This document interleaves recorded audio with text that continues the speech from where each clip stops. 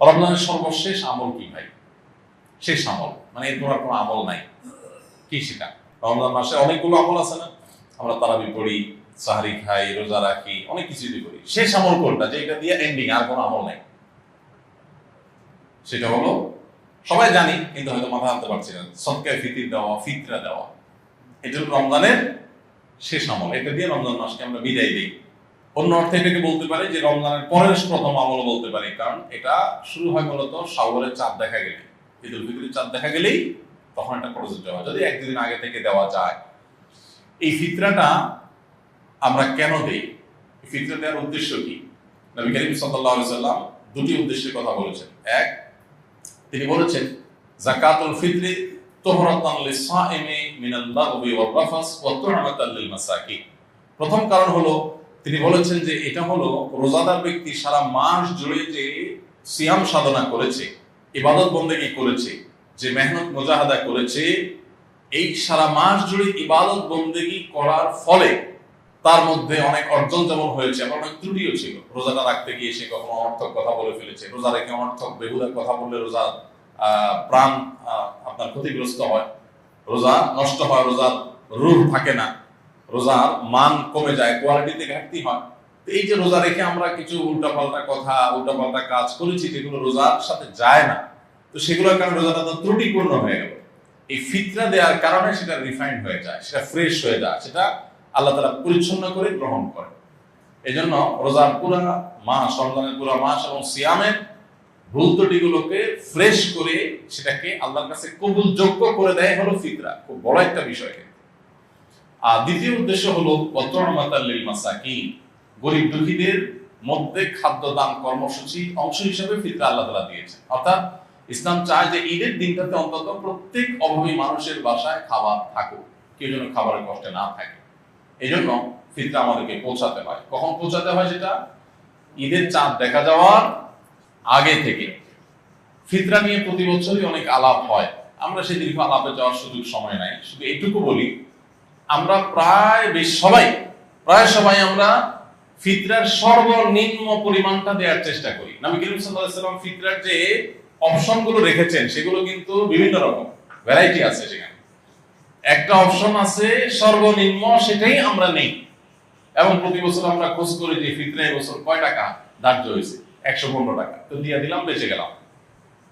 যদিও পুরো পরিবারের তরফ থেকে দিতে হয়, পরিবারের কর্তা যিনি, তার ছেলে মেয়ে, তার স্ত্রী, এমনকি ছোট বাচ্চা কাচ্চা, তাদের সবার পক্ষ থেকে, তার একান্নভুক্ত যারা তার বাসার সদস্যের মতো, এমনকি যে কাজের লোক, যারা বাধা কাজের লোক থাকেন, তাদের তরফ থেকে, এই সবার তরফ থেকে পরিবারের কর্তা দিয়ে দিবেন। এখন সবাই দেখে যে ফিতরা কত ধার্য হয়েছে। ভাই, ফিতরা সর্বনিম্ন যদি 150 বা তার সমমূল্যের খাদ্য হয়, তো ফিতরা সর্বোচ্চটা কিন্তু 1000, 2000 বা আরো বেশি হতে পারে। আপনি কিশমিশ যদি দিয়ে দেন তাহলে একরকম হবে, আপনি গম দিয়ে দিলে আরেক রকম হবে, খেজুর দিয়ে দিলে ভিন্ন রকম হবে। তো অনেকগুলো অপশন আছে। তো আমরা সর্বনিম্ন গমের আইটেমটা বেছে নিই, যেটা সবচেয়ে সস্তা, এটা দিয়ে আমরা দেওয়ার চেষ্টা করি। কারণ আপনি কিশমিশ যদি চিন্তা করেন তাহলে কিশমিশের কেজি কত আর গমের কেজি কত, অনেক বেশ কম হয়ে যাবে। এই জন্য আল্লাহ তাআলা যাকে যতটুকু সামর্থ্য দিয়েছেন তিনি সেইভাবে ফিতরা দিবেন। এবং ফিতরা হিসেবে যদি আপনি খাদ্য দেন অথবা নগদ টাকা দেন, আমার পরামর্শ হবে ওয়াজিব ফিতরা তো ওইটাতে আদায় হয়ে যাচ্ছে, এটা কোনো সন্দেহ নাই। নফল হিসেবে যেহেতু ফিতরার উদ্দেশ্য গরিবের বাসায় খাবার পৌঁছানো, সেই যুগে নবী সাল্লাল্লাহু আলাইহি সাল্লামের সময় গরিব শুধুমাত্র এই প্রিন্সিপাল ফুড এগুলোর উপর নির্ভর করত। চাল, ডাল, আপনার ডাল তো না, আপনার গোশত অথবা আপনার আটা, ময়দা কিংবা গম, এগুলোর উপরে নির্ভর করতো মানুষ। কিন্তু এখন মানুষের জীবনের যে আপনার জীবন ধারণের যে পদ্ধতি, প্রক্রিয়া, মানুষের যে লাইফস্টাইল, সেটাতে যথেষ্ট পরিবর্তন হয়েছে। তো ঈদের দিনে গরিবের হাসি, গরিবের আপনার আনন্দ, এটাকে পরিপূর্ণতা দেওয়ার জন্য আমার পরামর্শ থাকবে যে ফিতরা হিসেবে যা দিচ্ছেন আপনি এক্সট্রা হিসাবে, এটা ফিতরার অংশ না, বোনাস হিসেবে নফল হিসেবে আপনি তাকে পারলে 2 কেজি মুরগি কিনে দেন। গরুর গোশত অনেক দাম, 1 কেজি গরুর গোশত, 2 কেজি গরুর গোশত কিনে দেন, একটু পোলাও চাল কিনে দেন, একটু সেমাই চিনি কিনে দেন। আমি প্রতি বছর এই কাজটা করি আলহামদুলিল্লাহ। ফিতরা যা করা, এর বাইরে একটা গরিব পরিবারের ঈদের আনন্দ হওয়ার জন্য, বাসায় ভালো খাবার দাবার প্রস্তুত করার জন্য যা যা দরকার, তার একটা প্যাকেজ একটা প্যাকেট তাদের বাসায় পৌঁছে দেন, তাহলে তাদের আনন্দটা 16 কলায় পরিপূর্ণ হবে ইনশাআল্লাহ। এটা আমরা করতে পারি। বিশেষ করে দ্রব্যমূল্যের ঊর্ধ্বগতির এই সময়ে অনেক মানুষ যারা আমাদের কাছে মুখ ফুটে বলতে পারছে না, অনেক কষ্টে আছে। আমরা কল্পনা করতে পারছি না যে এই মানুষটা খাবারের কষ্টে আছে। এরকম অনেক ফ্যামিলি আপনার আশেপাশে আছে, আপনি খোঁজ খবর নিলেই দেখবেন। রমজানের শেষের দিকে এসে দানের পরিমাণটাও বাড়ানো দরকার। তারই অংশ হিসাবে আমরা ফিতরাটার পাশাপাশি আরো বিভিন্ন খাদ্য আইটেম গুলো গরিবের বাসা, বিশেষ করে ছোট বাচ্চা কাচ্চা থাকে, তার জন্য ঈদের একটু কাপড় চোপড় পাঠায় দেন। তাদের আনন্দটা যে কত বেশি হবে সেটা হয়তো আপনি লাখ টাকা দান করলে কোনো সময় সেটা অর্জন হবে না। সবসময় নগদ টাকা দান করলে সব বেশি হয় তা কিন্তু না। আমি সৌদি আরবে দেখেছি কিছু মানুষকে, সেখানে অদ্ভুত অদ্ভুত মানে নেকামলের প্রতিযোগিতাকারী মানুষদেরকে দেখতাম, যেটা মানে কল্পনাও করা যায় যে মানুষ কত ভালো কাজের জন্য খোঁজে।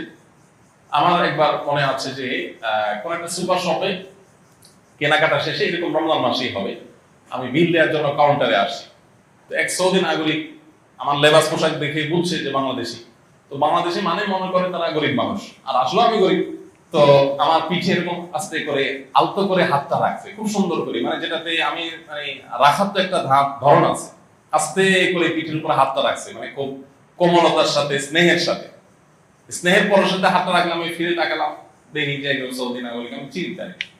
তো সে বলতেছে যে যদি তুমি মনে কিছু না করো, তোমার বিলটা আমি দিতে চাই। আমি দুনিয়ার বাজার করছি, হয়তো ঈদের জন্য বাজার হয়েছে, তো কয়েকশো রিয়াল হয়েছে। উনি বলেন যে যদি কিছু মনে না করেন আমি দিতে চাই, হাদিয়া, গিফট, জাস্ট গিফট। কি বলা যায়, গিফট দিবে, নিষেধ করতে কিছু নেই, বলো ঠিক আছে। তখন উনি দিলেন। আমার কাছে আইডিয়াটা খুব ভালো মনে হলো। আপনি বাজারে চলে যান, বাজারে যে দেখবেন বহু মানুষ মাছ বাজারে কাচুমুচু করছে, ছটফট করতেছে, একবার এই মাসালা কাছে আবার ওই মাসালা যায়, তার মানে বাজেটের সাথে তার চাহিদা বা প্রয়োজনের মিলাতে পারছে না বেচারা। এই লোকটাকে ওরকম পেছন থেকে আলতো করে হাত বুলিয়ে তাকে একটু বলেন, ভাই আমি আপনার এই মাছের বিলটা দিতে চাই, যদি আপনি মনে হচ্ছে না করেন। আপনি দেখেন যে কোন একটা বাচ্চা, গরিবের বাচ্চা, সে হয়তো কোন একটা মুদি দোকানের পাশ দিয়ে ঘুরছে, কোন একটা খাবার দোকানের পাশ দিয়ে ঘুরছে, বারবার কাচুমুচু করছে, খেয়াল করেন, তাকে ওই খাবারটা একটু কিনে আপনি হাতে তুলে দেন। অনেক সময় লক্ষ লক্ষ টাকা নগদ দেওয়ার চাইতে ওই সামান্য কিছু টাকা ওজন অনেক বেশি হয়। তো এই বছর বিশেষ করে ঈদকে সামনে রেখে আমাদের এই আমলটা হতে পারে, কারণ ঈদের এই সময়টাতে অনেক মানুষ কষ্টে আছে, অনেক মধ্যবিত্ত আছে যাদের লেবাস পোশাক চলাফেরা দেখে বোঝার কোনো উপায় নাই যে তারা খাবারের কষ্টে আছে রীতিমতো বাচ্চা কাচ্চা। আমি রমজানের শুরুর দিকে আহ্বান করেছিলাম যে একটা মাছ কিনে দেন, একটু সারি করতে পারে বাচ্চাদেরকে সাথে নিয়ে, একটু মুরগি কিনে দেন, একটু গরুর গোশত কিনে দেন।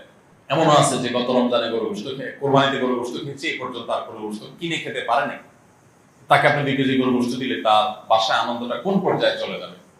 দেখুন, ডক্টর আব্দুল্লাহ জাহান একটা কথা বলতেন যে আপনি 2 কেজি গরুর গোশত কিনছেন নিজে খাওয়ার জন্য, অনেকদিন পরে কিনছেন, বাচ্চা কাচ্চা নিয়ে খাবেন, খুব আনন্দ করবেন, সন্দেহ নাই এটা আপনাকে অনেক বেশি আনন্দ দিবে।